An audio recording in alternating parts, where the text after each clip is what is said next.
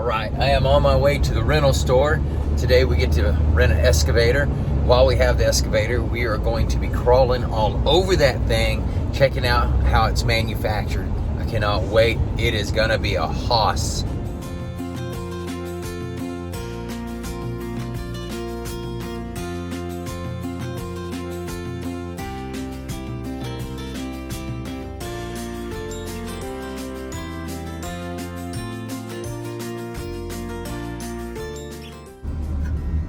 All right, so here we are at the rental place. I'm super excited. Look at this bad boy right here. Oh yeah, oh yeah.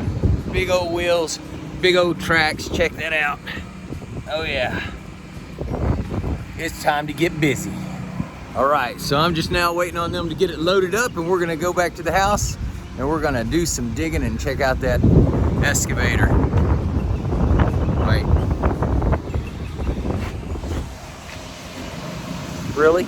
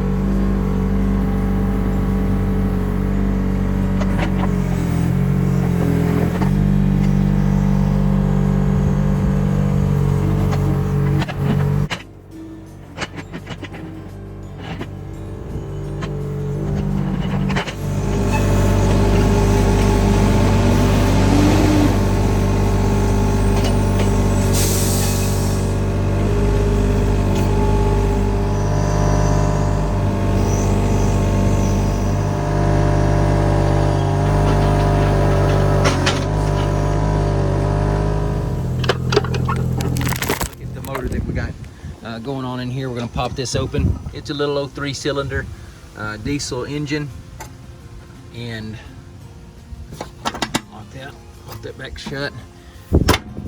Look at the undercarriage here. These things are relatively simply manufactured. It's just metal pieces welded together to create this design, supported by cross members, supported by even greater welds and thicker metal. You're looking at a piece of 3/8 steel right here. You got a pivot point.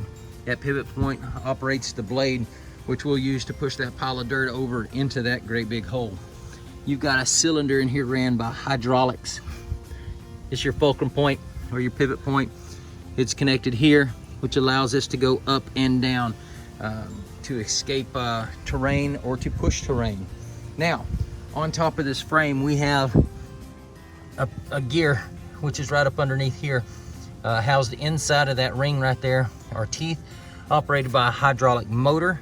That motor and gear allows this the body to swing all the way 360 degree around the frame. We call that the turret.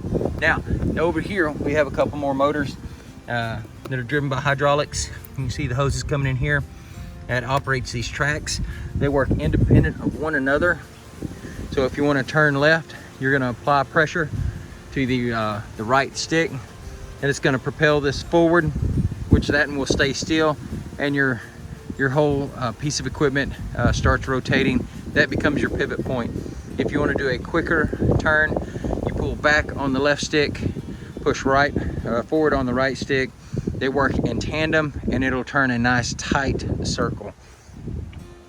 On this particular model here, you have the option of scooting your tracks both in and out to get a narrow base or a wide base, and that might be for reasons of the tight fit, getting in somewhere a little smaller or a little bit more stability. Now, coming up here on the controls, we're looking at the controls here. Lots of options for buttons, but here's this button right here, what I was talking about, your tracks being able to expand and get narrower. Scroll on the machine, push the handle up. You're in the driver's seat now. This is your throttle, forward, reverse. You can also operate them with your feet if you should so desire. simply by using your foot backwards and forwards. Now, you got here, let's look at our boom here. We got a boom. Let's think about this point right here as being your shoulder, and that point being your elbow, and that point right there being your wrist. Over here, you have your arm that operates at your shoulder, okay? If you were to move it forward, that extends the arm forward. If you were to pull it back, it pulls it back to you. Now to turn the whole Bobcat on the track, it's left and right, and that'll make it go completely in a circle if you want it to. Let's get my video stand out of the way there. Now over here, you have your lever over here, which operates your elbow and your wrist. Elbow out, you push forward, and that will extend that joint right there out further to get your reach. And you pull it back, and it pulls your elbow back to you. Now to extend your wrist in the open position, you're gonna push it out to the right, and that'll take your bucket into the position that it is now in the open position. If you wanted to claw some dirt, you pull your lever over to the left, and that will pull your wrist or your bucket back under, which will allow you to scoop the dirt. Now if you want to operate your blade here, that's going to be this lever right here. Push down to set it down on the ground, pull it up to lift it up, and here is your constant throttle. Okay, we got fuel gauge, temperature gauge, and some work lights. Not sure, this is your information button. It'll let you know what's going on your screen here. It has hours, minutes, and all that good stuff. Now, popping back off the tractor or the excavator, we're gonna look underneath the track system here and see how that works. Now, I told you before that this is a hydraulic motor, which is absolutely true, and that hydraulic motor operates this gear. This gear is synced with these holes in that track. These gears force that track to move, or actually the track stays stationary and the actual motor operates on the track, but it works on a revolutionary base, which allows you to get a good solid footprint, lots of stability. Pretty difficult to get these stuck unless you don't know what you're doing. One other thing I would like to mention, your foot pedals here, which are here. Those foot pedals operate another part of your shoulder, which allow this boom to swing side to side and not move the cabin itself.